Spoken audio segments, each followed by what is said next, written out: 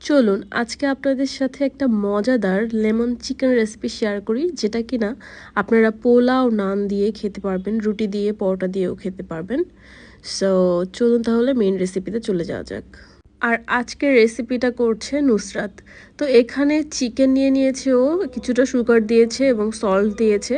তারপর এখানে দিয়েছে ব্ল্যাক পেপার, দেন এখানে দিচ্ছে রসুন গুঁড়া এবং আদা গুঁড়া। আপনারা মশলাগুলো আপনাদের টেস্ট অনুযায়ী কম বা বেশি ইউজ করতে পারেন, এই কারণে মশলার পরিমাণটা আমি উল্লেখ করছি না, এখানে টেস্ট অনুযায়ী আমরা ইউজ করি। নুসরাত কুক করছিল আর আমি ভিডিও করছি। এখনও দিয়ে দিচ্ছে কিছুটা চিলি ফ্লেক্স। আপনারা যদি ঝাল বেশি পছন্দ করেন সেক্ষেত্রে চিলি ফ্লেক্সটা আরও বেশি দিয়ে দিবেন। আমরা ঝাল মিডিয়াম খাই, তো এই কারণে আমরা একটু কম ইউজ করছি। তারপর এখানে দিয়ে দিচ্ছে হাফ টি স্পুনের মতো মরিচ গুঁড়া, দিয়ে দিচ্ছে কিছুটা সরিষার তেল। আপনারা চাইলে সয়াবিন তেলও ইউজ করতে পারেন, বা আপনারা যেই তেলটা খান সেই তেলটা ইউজ করতে পারেন। তারপর এখানে দিতে হবে একটা বড় সাইজের লেবুর অর্ধেক পরিমাণ লেবুর রস। আপনারা যদি ছোট লেবু ইউজ করেন সেক্ষেত্রে 2টা লেবু ইউজ করবেন, কারণ এখানে কিন্তু একটা বড় লেবুর অর্ধেকটা ইউজ করা হয়েছে। তারপর সবগুলো উপকরণ খুব ভালোভাবে মেখে নিতে হবে। তারপর এখানে একটা সিক্রেট ইনগ্রেডিয়েন্টস আছে, সেটাও দেখিয়ে দিচ্ছি।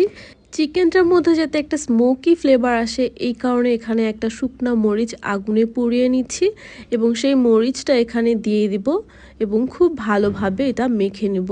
তাহলে দেখবেন যে একটা স্মোকি ফ্লেভার আসে এবং খেতেও অনেক ভালো লাগে।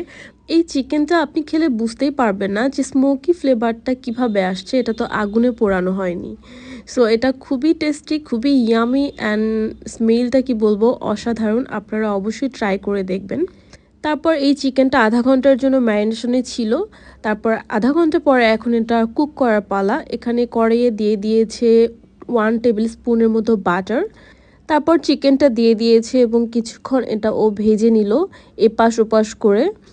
অ্যান্ড দেন এপাশ ওপাশ করে যখন একটু ভাজা হয়ে গিয়েছে, মানে চিকেনটা থেকে পানি বের হয়ে এসেছে, তখন সে হাফ কাপের মতো পানি দিয়ে দিল এই চিকেনের মধ্যে। এবং এই চিকেনটা ও এভাবেই রান্না করবে, পানি শুকাবে আর একটু করে পানি দিবে। অ্যান্ড যখন সিদ্ধ হয়ে যাবে চিকেনটা, একদম কড়াইয়ের গায়ে লেগে যাবে, তখন গিয়ে এটা ও উল্টিয়ে দিবে, যাতে করে স্মোকি ফ্লেভার একটা আসে এবং ভাজা ভাজা হয়ে যায় চিকেনটা।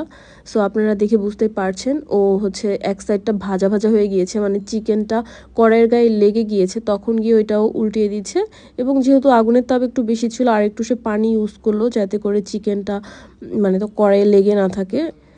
তারপর উল্টিয়ে পাল্টিয়ে দেওয়ার পরে সে আবার এটা কুক করে নিচ্ছে, 2 সাইড খুব ভালোভাবে কুক করে নিচ্ছে।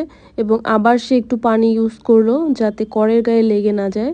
আমি আসলে ঠিকভাবে এক্সপ্লেন করতে পারছি কিনা আমি জানি না, বাট চিকেনটা এভাবে রান্না করছিল।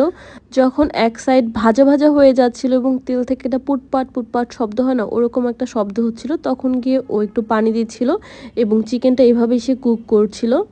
তো এরকম করে কুক করতে করতে আধা ঘন্টার মধ্যে চিকেনটা আমাদের হয়ে গিয়েছে এবং আপনারা দেখুন চিকেনটা সিদ্ধ হয়েছে এবং অনেক সুন্দর একটা ফ্রাই হয়েছে এবং কালারটা দেখুন অসাধারণ, এবং এটা খেতেও অসম্ভব মজা ছিল।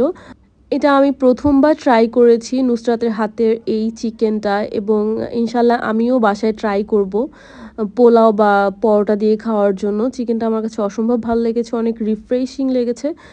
আপনারা চাইলে এটা ট্রাই করতে পারেন। আই হোপ আজকের ভিডিওটি ভালো লেগেছে, আর ভিডিওটি যদি ভালো লেগে থাকে অবশ্যই লাইক কমেন্ট করে যাবেন এবং জানাতে ভুলবেন না ভিডিওটি কেমন লেগেছে। দেখা হচ্ছে অন্য কোনো রেসিপিতে, সেই পর্যন্ত সবাই ভালো থাকুন, সুস্থ থাকুন। আল্লাহ হাফেজ, টাটা অ্যান্ড বাই বাই।